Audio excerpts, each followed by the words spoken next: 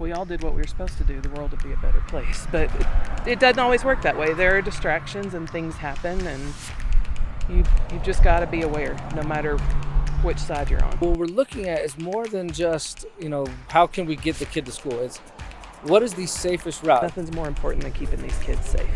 Absolutely.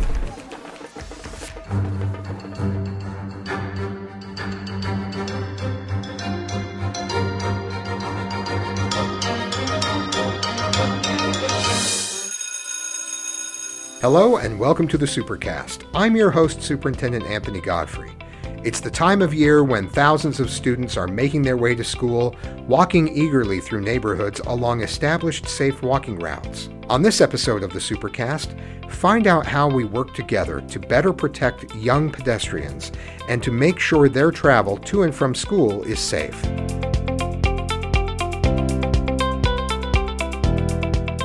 We're here in front of Oker Hills Middle School to talk about safe walking routes. Introduce yourselves and let's talk about being safe getting to school. My name is Sarah Elliott. I'm the crossing guard coordinator for the Riverton City Police Department. I'm Matt Alvarez, the school safety coordinator for the Jordan School District. Sarah, tell me, how many crossing guards do you have in Riverton City? We have about 46 on our payroll right now. And many people misunderstand this, but actually the cities have the responsibility for coordinating the efforts of crossing guards, not the school districts. Tell me about how all of that works, and if someone's hearing this and they're interested in applying, how they do that. Right. So usually we're coordinated through the police departments of each city. So usually if you just Google it, you can find it pretty easily. But each police department will have their crossing guard jobs listed. Tell us a little bit about the training that goes into becoming a crossing guard. So UDOT has some really great training materials that we use, videos and things, and then mostly just on-the-job training. Shadow a couple of shifts and then get ready to get out there and keep those kids safe. What are the best tips for students who are crossing the street? Let's start with the students to make sure that they're doing that safely, whether there's a crossing guard there or not. Oh, for sure. Being a responsible pedestrian is super important. The kids need to learn to make eye contact with drivers. Make sure, looking both ways, obviously, but really trying to make eye contact with the driver to make sure that the driver sees them before they step out into the road. Should they point at their eyes with their fingers and then point at the eyes of the driver, Robert De Niro style, like I'm watching you? It would probably help us out a little bit, maybe. Yeah, I might put that on my guard's responsibility list. But I have heard that over the years. Make eye contact with the driver so you know that they see you. Exactly, yeah. And then, of course, if it's a staffed crosswalk, kids need to wait until the crossing guard will vocally tell them to cross and also signal them to cross, and they just need to be sure that they're waiting and paying attention. Now let's talk about drivers. What tips do you have for drivers to be sure that they are safe as they approach and ultimately go through a crosswalk? Paying attention. That really, being aware of your surroundings is important for both sides of this coin. Get off your phones, pay attention to where you are, notice the lights, make sure you're going the speed limit. And don't let other things distract you, because nothing's more important than keeping these kids safe. Absolutely. Now, when you see the crossing guard walk out with the stop sign, you stay stopped until they and every child in the crosswalk has made it to the curb. Right. Don't start going just because the kids are out of the road. The crossing guard needs to be safe too. So you need to wait until they're totally onto the curb and have put their stop sign down, and then you can go ahead and proceed through the crosswalk. Any cautionary tales to share, things that you've seen happen? It's really what you kept repeating is just kind of the need to pay attention as a driver, but anything specific in the past that has happened?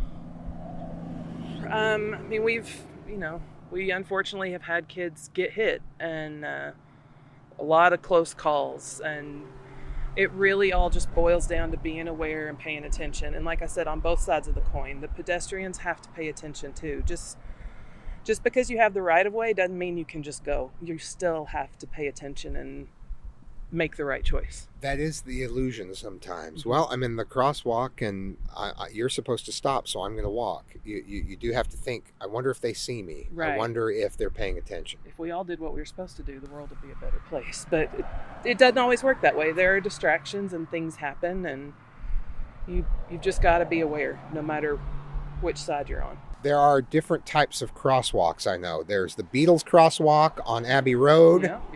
There's the school crosswalk, and then there's the normal crosswalk. So talk to us about the difference between... I can recognize the Beatles crosswalk, but the other two, let's talk about the distinction between those two. So they go by lots of names, but the zebra striped or school zone crosswalk. If somebody's in that crosswalk and, with a crossing guard or without, if you've got a zebra striped crosswalk, as a driver, you need to wait until that person is completely out of the road before you go. They need to be on the curb on the other side. The ones you see at more major intersections that are just the two parallel lines, those you're going to wait until that person is off of your side of the road, and then you're safe to go ahead and proceed. So they start on your side and they've crossed the median and now they're on the other side of the road, you can drive through. If it's the parallel lines. But the zebra stripe, you wait curb to curb. The whole time, yeah. Okay. All right, that's a good distinction.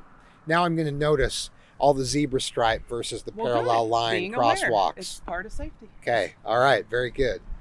With Matt Alvarez, our school safety coordinator for Jordan School District. Matt, what other tips do you have for drivers and pedestrians? One thing that we were talking about beforehand was the parents. Teach your kids. Don't just park somewhere and say, hey, run across the street over to me because this is convenient. Teach them to go to the right way. Show them the right way. And if you're going to get out and walk with them, just because you're an adult doesn't mean you don't have to go to the crosswalk either.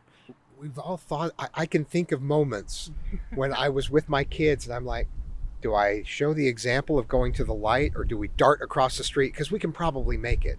And it's about setting the example at other times as well. Right. You want to emulate what you want them to do when you're not there. So sure, you could make it. You're an adult. You can make it. You're safe, all that stuff. It's actually not, because you're teaching them bad habits. You're teaching them to, this is okay when I'm with my parents. Why not when I'm not with them? And they don't usually make the best judgment. And to be honest with you, a lot of adults don't either, whether they're driving or walking. Right. Sarah, you used the term responsible pedestrian. It made me think back. It made me feel like sometimes I have not been a responsible pedestrian. Well, we preach responsible driving. I've got 2 teenagers that just got their driver's licenses, and so we're harping on them all the time, but the responsibility for safety falls on everybody.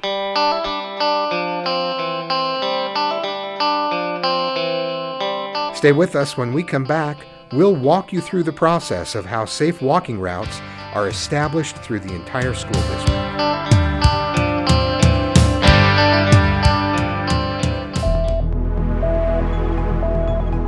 Never miss an episode of the Supercast by liking and subscribing on your favorite podcasting platform. Find transcripts for this episode and others at supercast.jordandistrict.org.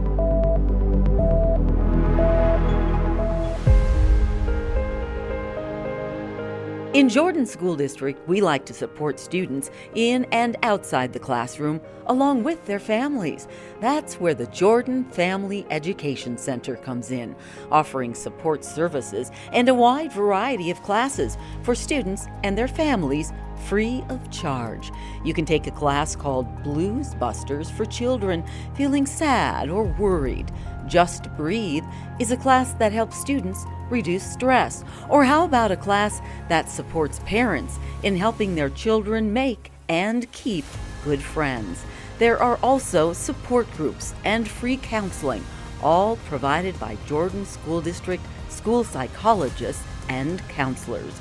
To find out how you can benefit from free family support services offered by the Jordan Family Education Center, call 801-565-7442 or visit guidance.jordandistrict.org. Let's talk a little bit about the safe walking routes and how those are established. That's a partnership with the city, and you're involved in each of those. Yeah, so I review every safe walking route with the schools. Each individual school begins that process, and then we go over it with the city. And the city has the ultimate say on it. But what we're looking at is more than just, how can we get the kid to school? It's what is the safest route? And the safest route is not always the most direct route. We got to look at all sorts of possibilities. Where are the lights? What kind of intersections are we looking at? Is it a roundabout, or if we walk another block, do we have a controlled intersection? Where are the crossing guards placed? And again, it may not be the most direct route to get there the quickest and the least amount of distance, but it is the safest route. The other things we consider, open trenches, canalways, things that pose hazards to kids depending on the type of school, especially elementary schools, construction sites, things like that. It's a long process, believe it or not. We finish them in spring for the following year. So we work on it all year long, and we continue to review it. We continue to work on it. And we make adjustments as we need. But it's a process that actually begins with the school community council, the parents, the community, going to the principal, talking about it, and a school staff. And then it comes to me. And then we meet with the city, and we all rally together and have these meetings that dial it down very specifically, not just like, hey, just kind of get down this road. We talk intersection by intersection, from neighborhood to neighborhood, on where these kids are from. And it's a process, but it's worth it. And I like the way you describe it. It's involving the city. It's involving the school community council, which includes teachers as well. But parents are at the center of it, and there are a lot of eyes on it to make sure it's as safe as possible. But like you said, it's not the shortest distance. It's the shortest safe distance. Correct. And it's the shortest safe route, rather, because the theme here is when you're in a hurry and not paying attention is when you risk getting hurt. And sometimes kids, but adults too, like we talked about, want to take the fastest route and want to just dart across the street instead of going to the corner, or just drive quickly through that crosswalk instead of stopping and waiting. And so we all just need to know that to be safe, it might take us a little extra time. The requirement for busing is that we're required to provide busing for any elementary student that lives more than 1.5 miles from their elementary, and for secondary it's 2 miles. But the safe walking route may actually be longer than that in rare instances, because the driving route is shorter than it would be to qualify for busing, but the walking route may be longer than expected. That's a common misunderstanding, I think. The buses can safely navigate the roads where kids can't walk. So that's a big difference there. We want to make sure, since they're within that range, and this is, guidelines set by the state, that we still, even though they may have to go a little bit roundabout, they get there safely. And that's really the biggest, most important piece of all this, is just the safety. Not about convenience, which we do include that when we can. We want things to be convenient and easy. We're not out to make things difficult. It's not fun. But safety is really all that matters. It's our first priority. What else would you add, Sarah, about parents and students and drivers just making sure that everyone gets to school safe? Be aware of your surroundings. I sound like a broken record probably, but just be careful. Teach your kids to be careful, and wave at your crossing guards, because they're out there trying to keep your kids safe. They're doing the best they can. Wave at them. Wave yes. at them. All yes. right. Smile. Be a nice. Thumbs up, a We'll salute, whatever. Sure, whatever you got. Okay. All right. Pull up, roll down the window, and hand a donut out the window. Heck I don't yeah. know. That might be suspect. Okay.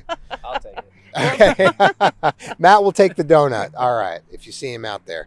So we've talked about the process for a safe walking route. What if a parent's listening and says, hey, I have questions about my safe walking route, or I think there's a better way for us to do this? Who would they contact first? First, let's begin with the school. Talk to your school administrators and find out who your school community council members are, and reach out to them. Once there are parents in your community, talk to them and figure out if there's an opening on the board. If you want to get on the community council, get out there, get involved. And these meetings, they're not exclusive, so to speak. You can still come out and be a part of these things, but it begins right here locally with the school, because they know the most about their neighborhoods, right? They're your neighbors, your family. Yeah. And having a district from afar try to oversee that when we don't do with the day-to-day stuff right here, it doesn't make as much sense. So start right here at the school and see what we can get accomplished here at the local level. And we know that ideally everyone would qualify for a bus. We'd be able to bus everyone. It's the safest way to get to school. But given the limitations in the funding that we receive and the specific requirements at the state level, there are a lot of students who do not qualify. And we just want to be sure that whether they're carpooling or they're walking, that everyone gets there safely. We've revamped a few parking lots this year. We revamp a few every year to make sure that they're as safe as can possibly be.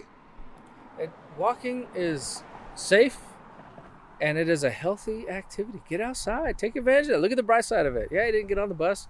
You get a nice, joyful walk. I'm feeling a little targeted right now, Matt. Like walking from my car to the office is not enough exercise. Yeah, you got stairs to get to your office. There are stairs involved. That's true. All right, I'm going to give myself credit for that. Well, thank you for everything you're both doing to keep our kids safe. Close calls and accidents are very rare, but we have to stay vigilant. We have to make sure we're doing everything we can to make sure kids get to school safely. So thanks for everything you're doing, and let's hope for a great year. Thanks. Thank you.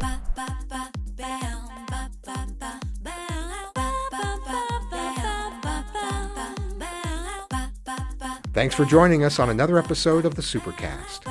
Remember, education is the most important thing you'll do today. We'll see you out there.